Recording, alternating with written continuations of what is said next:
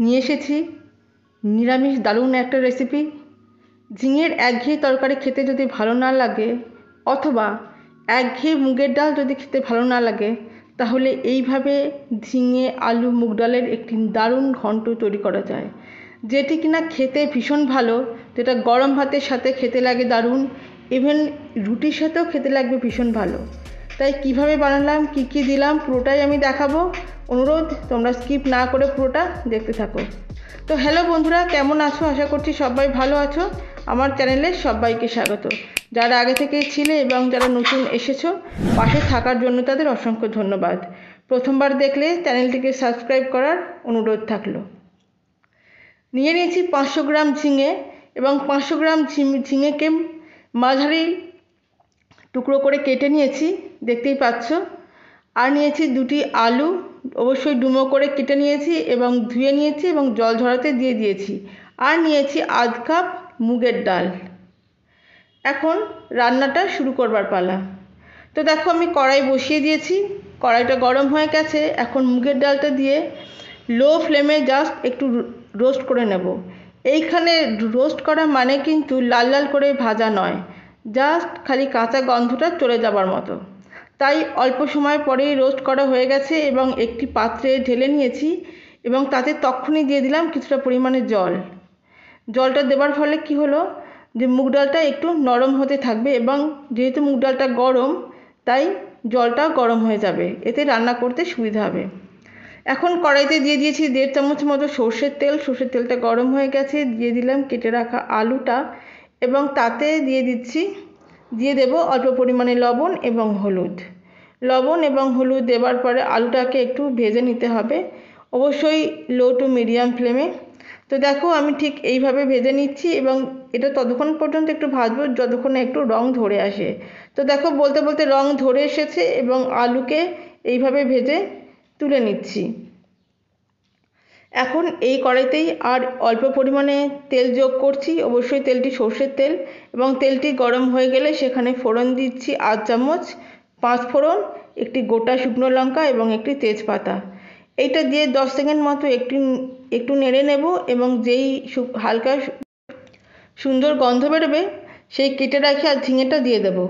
আর গ্যাসের ফ্লেমটা এখন মিডিয়াম টু হাই রাখতে হবে, লো করা যাবে না, কেননা ঝিঙে থেকে জল বেরোতে শুরু করবে, সেই কারণের জন্য ঝিঙেতে কিন্তু এখন লবণও যোগ করব না। এইভাবে মিনিট 2-3 একটু নেড়ে নেবার পরে দেখো ঝিঙেটা মজে গেছে, এবং এখন যোগ করব যে ভিজানো মুগ ডালটা ছিল, সেই মুগ ডালটা। এখন সেই মুগ ডালটা দেওয়ার পরেও ঝিঙেটা দিয়ে খুব ভালো করে কষিয়ে নিতে হবে।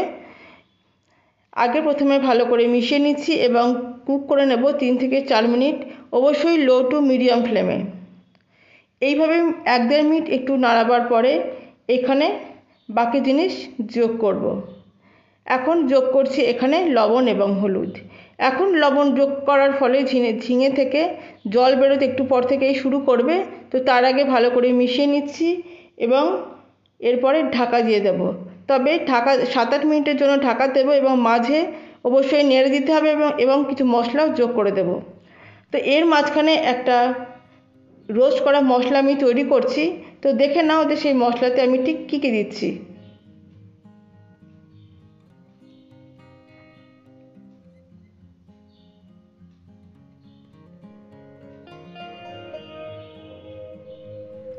লো ফ্লেমেই নাড়তে হবে, নইলে মশলা কিন্তু পুড়ে যাবে। আর হালকা গন্ধ যেই বেরোতে শুরু করে দেবে, তখনই গ্যাসের ফ্লেমটা বন্ধ করে দিতে হবে, এবং ওটা গরম থাকতে থাকতেই একটুখানি নেড়ে দিলেই খুব সুন্দরভাবে একটা আমাদের রোস্ট করা মশলা তৈরি হয়ে যাবে। এখন অন্য পাত্রে ঢেলে নিলাম এবং ঠান্ডা করতে দেওয়ার জন্য দিয়ে দিলাম। এখন এখানে দেখো কি কি যোগ করে নিয়েছি। এর মধ্যে দিয়ে দিয়েছি আধ চামচ ধনে গুঁড়ো, জিরে গুঁড়ো, এবং আধ চামচ কাশ্মীরি লঙ্কার গুঁড়ো, এবং ঝিঙে থেকে দেখো কতখানি পরিমাণ জল বেরিয়েছে। এখন এখানে একটুখানি নেড়ে নেবার পরেই যোগ করে দেব ভেজে রাখা যে আলুটা, সেই আলুটা, এবং আলুটা দেওয়ার পরে ভালো করে অবশ্যই কষিয়ে নিতে হবে এবং ভালো করে মিশিয়েও নিতে হবে। তাই আলুটা দেওয়ার পরেও মিনিট 2 অবশ্যই একটু কষিয়ে নেব, এবং কষিয়ে নেবার পরে ঢাকা দিয়ে দেব, এবং অল্প ঢাকা দেওয়ার পরেই 5-6 মিনিট ঢাকা দেবো, তবে তার মধ্যে লাগলে পরে কিছুটা জল, অবশ্যই সেটা হবে গরম জল, যোগ করতে হবে যদি প্রয়োজন পড়ে, ঠিক যেমনটা আমি যোগ করেছি। এবং জল যোগ করার পরে মিনিট 2-3 কিন্তু অবশ্যই ভালো করে নেড়ে নিতে হবে এবং চেক করে নিতে হবে আলু এবং ঝিঙে পুরোপুরি সিদ্ধ হয়েছে কিনা। যদি সিদ্ধ হয়ে যায় তবেই তারপরে চিনিটা যোগ করতে হবে। দেখো, রোস্ট করা মশলাটাকে আমি গ্রাইন্ড করে নিয়েছি এবং এখন সেখান থেকে 2 চামচ দিয়ে দিচ্ছি। তো দেখো, এই মশলাটা দেওয়ার পরে অবশ্যই ভালো করে মিশিয়ে দেব এবং এখন কিন্তু রান্নাটা প্রায় শেষের দিকে। এখন গ্যাসের ফ্লেমটা লো টু মিডিয়ামে রেখেছি এবং এইভাবে এখন মিনিট 2 কুক করে নেব। তবে তার মধ্যে যোগ করছি 1 চামচ ঘি। এই সময়তে লবণ মিষ্টি সমস্ত কিছুই কিন্তু খুব ভালো করে চেক করে নিতে হবে, যদি কিছু প্রয়োজন পড়ে তাহলে দিতে হবে। আর একটা কথা বলি, জল যখন যোগ করতে হবে তখন কিন্তু পুরো জলটা একবারে না দেওয়াটাই ভালো। গরম জল অল্প অল্প করে দিয়ে দেখে নিতে হবে যে কতটা জল আমাদের প্রয়োজন, কারণ ঝিঙে থেকে জল বেরোবে এবং রান্নাটাও কিন্তু খুব একটা ঝোলঝোল এখানে হবে না, দেখতেই পাচ্ছ ঠিক এরকম মাখা মাখা হবে। তো দেখো, বলতে বলতে রান্নাটা হয়ে গেছে।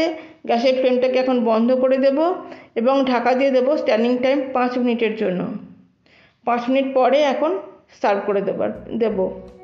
তো দেখো, 5 মিনিট হয়ে গেছে, এখন সার্ভ করবার পালা। তো ঝিঙে, আলু এবং মুগের ডালকে তোমরাও এইভাবে বানিয়ে দেখো, যে কোনো নিরামিষ দিনে খেতে লাগবে অপূর্ব। একঘেয়ে ডাল বা একঘেয়ে ঝিঙে আলু তরকারি থেকে মুক্তি পাওয়ার জন্য ঠিক এইভাবে একটা রেসিপি তোমরাও বানিয়ে নাও। এটা রুটির সাথেও খেতে সমান ভালো লাগবে। তাই তোমরাও এইভাবে বানাও এবং কেমন লাগলো অবশ্যই কমেন্ট করে জানিও। ভালো লাগলে লাইক এবং সাবস্ক্রাইব করার অনুরোধ থাকলো, আর পাশে রাখা বেল আইকনটা প্রেস করতে ভুলো না। দেখার জন্য থাকবে অসংখ্য ধন্যবাদ। সবাই ভালো থেকো, আবার ফিরে আসবো নতুন কিছু নিয়ে।